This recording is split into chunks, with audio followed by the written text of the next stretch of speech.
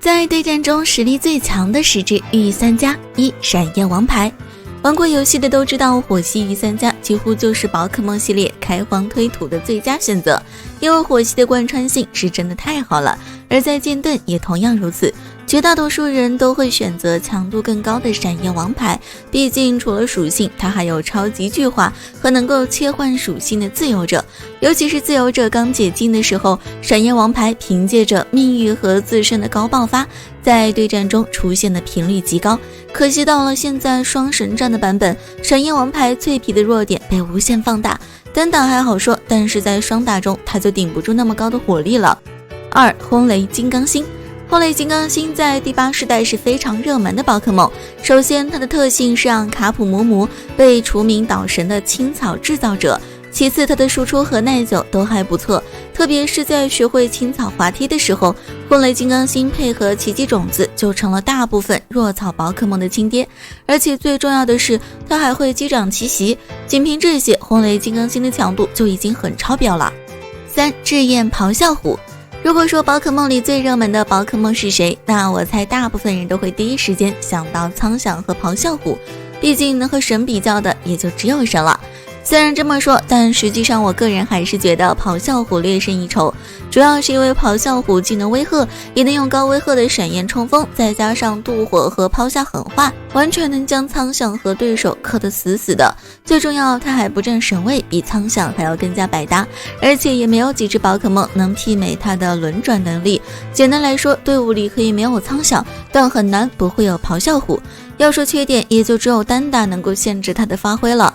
四、甲贺忍蛙。甲贺忍蛙是宝可梦人气最高的御三家之一，这归功于动画中出现的小智版甲贺忍蛙，也因此在第7世代甲贺忍蛙新添了牵绊变身的特性，让玩家也能在游戏里体验到种族极高的蛙神。然而牵绊特性触发的前提是收掉残血宝可梦，但只要抢到人头，那只蛙的速度还是让人非常有体验感的，尤其是在第7代配合眼镜的情况下，本系水泡和恶波动都有相当高的输出。但要是智蛙不能收掉残血，那强度还是比不上变换自如忍蛙，而变蛙凭借着招式的丰富，稳挡它还是比较困难，只可惜忍蛙太脆，且招式都是单体，在双打真的没法玩。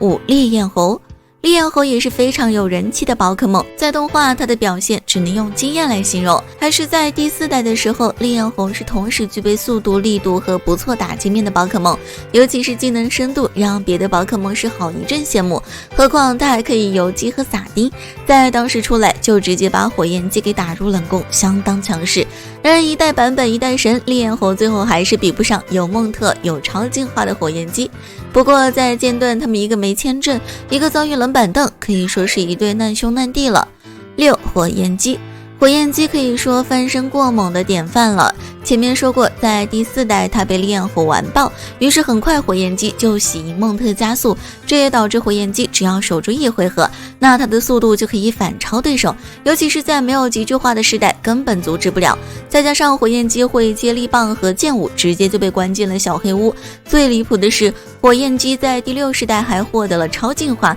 并且保留了加速这个特性，但在离开腰带后的火焰姬生存能力实在捉急，何况当时还是烈剑鹰称霸的时代。不过超级火焰姬最大的优势就是单兵作战能力强，可放在双打中面对威吓手还是有点无力，这个时候腰带火焰姬的好处就体现出来了。七、巨爪怪。巨爪怪的强度，常玩雨天队的小伙伴应该是深有体会，特别是在有超进化的时候，巨爪怪几乎就是雨天队不可缺少的输出。毕竟特性悠游自如，能够让速度翻倍，而它自身又不缺乏力度，加上水系、地面系属性上的优势，让人很难不去选它。但是在第8世代没有了超进化后，巨爪怪的出场率明显降低，单打比它强的有爪王，双打则是海兔兽和蟾蜍王，可它再怎么被超越，也还是水系御三家的牌面了。八、妙蛙花、水箭龟、喷火龙。提到御三家，就总不能避免说到初代那3个关系户。当然水箭龟比起妙蛙花和喷火龙来说，实在是有点不争气，有超进化还能看，没超进化力度差的离谱。大多数时候都只能打个辅助。好在大哥喷火龙每次加强拥有新形态都会带上它，这才让水箭龟没有像其他御三家那样淘汰，还能保持不错的出场率。而妙蛙花同样也是受到喷火龙同等待遇加强的御三家，不过比起单飞的水箭龟来说，它早早就和大哥喷火龙成为了黄金搭档。即使在第8世代没有了歪喷，妙蛙花也还是可以和喷火龙一起在擎天队里出现，并且充当着先手睡人的作用，有时候他的表现甚至还好于喷火龙，只能说这大哥认得也太值了。好了，以上就是宝可梦最强的10只御三家了，咱们下期见啦！